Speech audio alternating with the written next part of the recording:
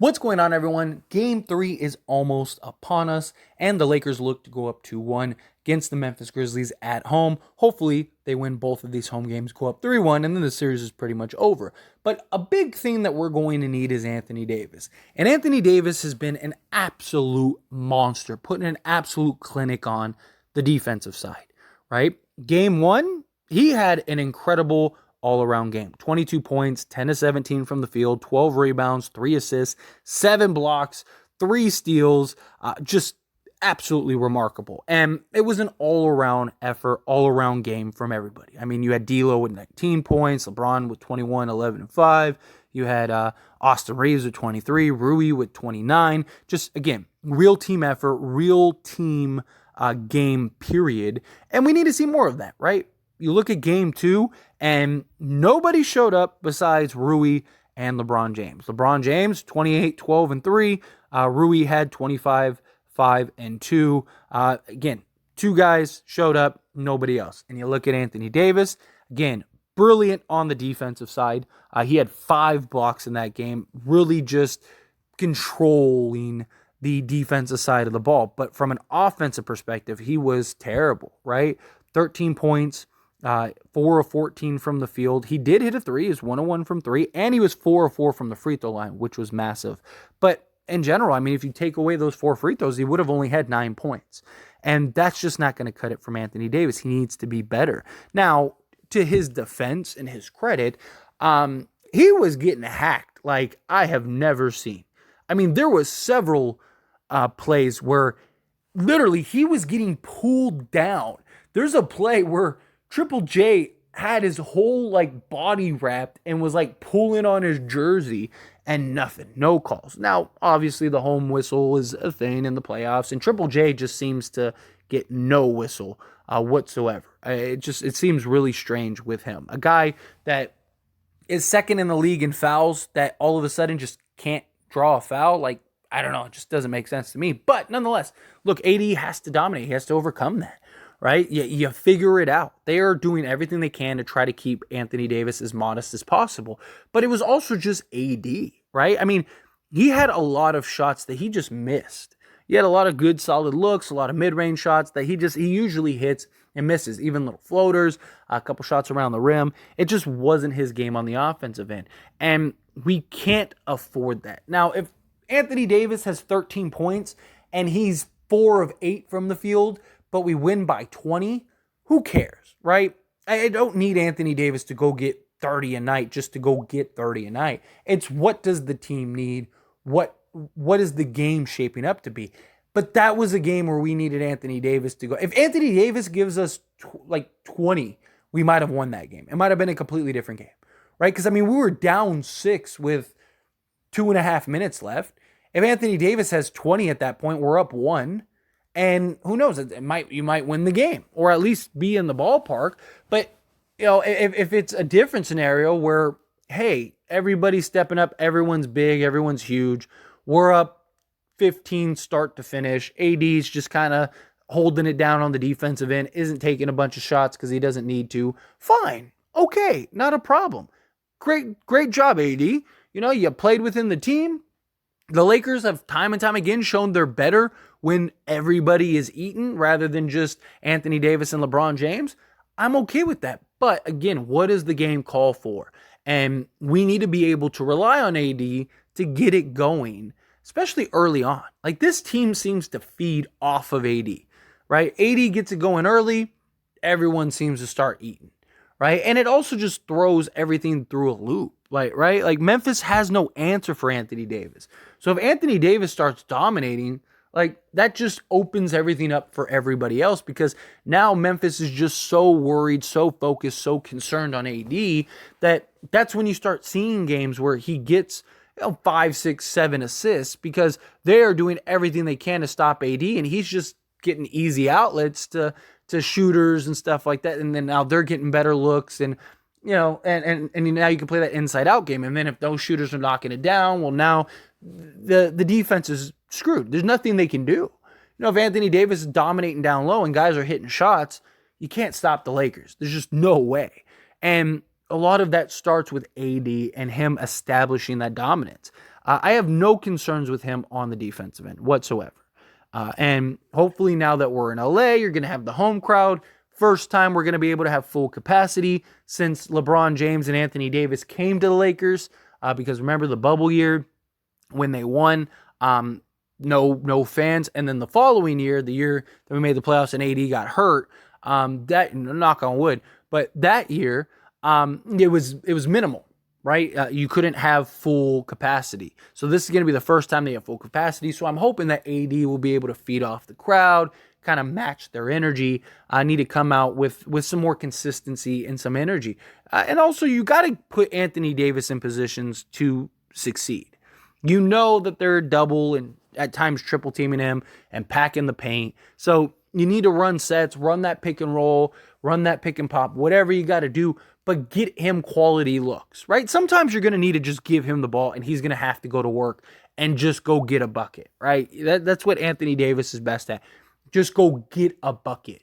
But you'd like to run some schemes to where you can get him some quality shots, some quality looks. He can start seeing the ball go into the hoop, and it just changes everything. It changes his mentality. It changes just everything, right? So that would be ideal. If we can get AD going, get him established early, give us 10 points from him in the first quarter.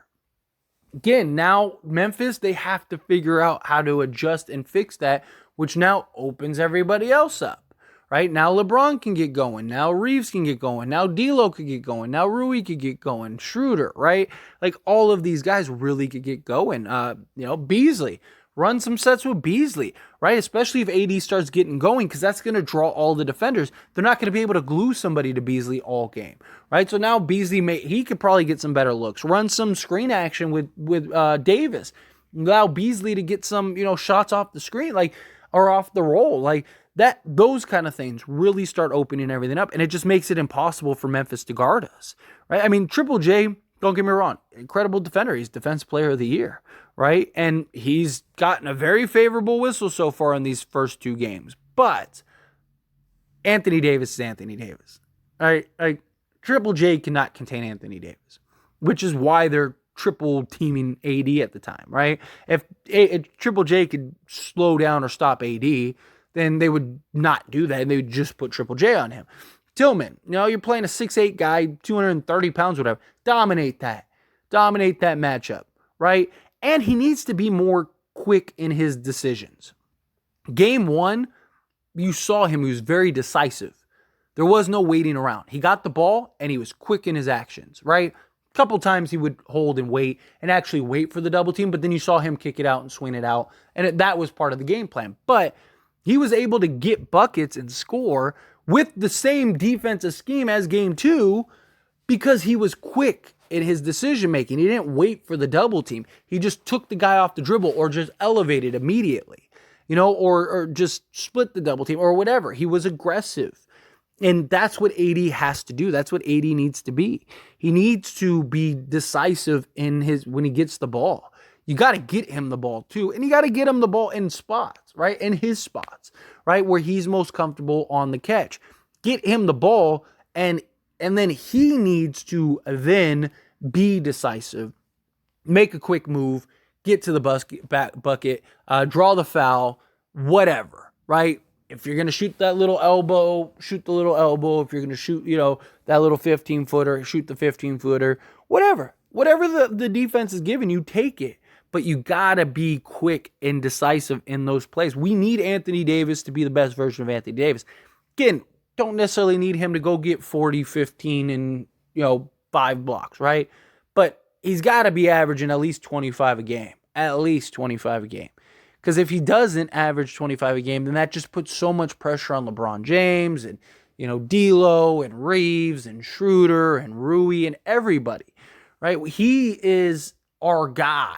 And other teams know that. That's why they are purposely doing everything they can to stop Anthony Davis, because teams believe if you can stop AD, you're going to win the game. And they did. They stopped AD. Again, a lot of it was AD just wasn't hitting buckets, but you got to credit Memphis defense. They stopped AD and we lost the game.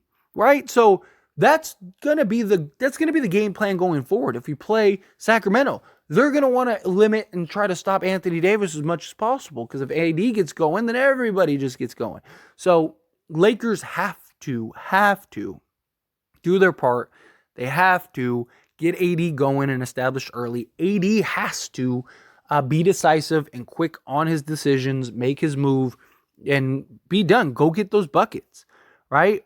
We need everybody to step up, not just AD, but AD is the superstar. AD is the guy. We went and got AD to win multiple championships, not just one. We have a real shot here.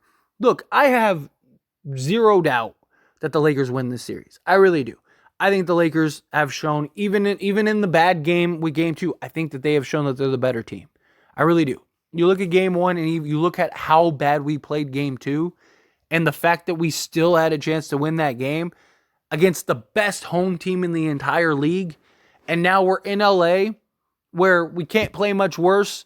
And we're playing a Memphis team that was not a good road team at all. They only had 16 road wins.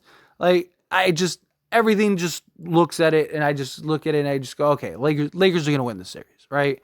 It's just how long is it going to take them to win this series? Are they going to win it in 5? Are they going to win in 6? Are they going to win in 7? I think that I said from day one, I think they win in 6. Wouldn't shock me if they win in 5. I think Lakers win both home games. Win the 2 home games, you're up 3-1. Now it's just, do you close them out in 5 in Memphis, or do you close them out in 6 in LA? Right? That's basically what it boils down to. No Ja is really going to hurt him. I don't see him playing game 3. Maybe if they lose, maybe they play him in game 4. But even then, even with Ja, I still think we beat them. Still think we're the better team. Vanderbilt did a really good job with Ja in game 1. People try to pretend like Ja didn't play at all in game 1 when he played like 95% of the game, and we held him to 18 points, and 6 of those points were transition points. So we're doing a good job. We just have to show up on the offensive end. Defensively, we've been fine. Defensively, we're doing our part, and we're playing our game. We're doing what we need to do, but we have to just be better. Again, have to be better. We held the Grizzlies to 103 points in game 2. We held them to 112 in game 1, and we scored 128. And this is a Grizzlies team that's averaging like 116 a game, or 115.9. So basically 116. So we're holding them under their average. And look, this is a series we should win. But anyway, as always, this is a discussion, so I pass the question on you. Let me know your thoughts and opinions down in the comments below. What do you think? Think Anthony Davis would be better? Think he needs to be dominant? Do you agree with my points? Do you not? However you feel, whatever your thoughts are. I'd love to hear it, so let me know.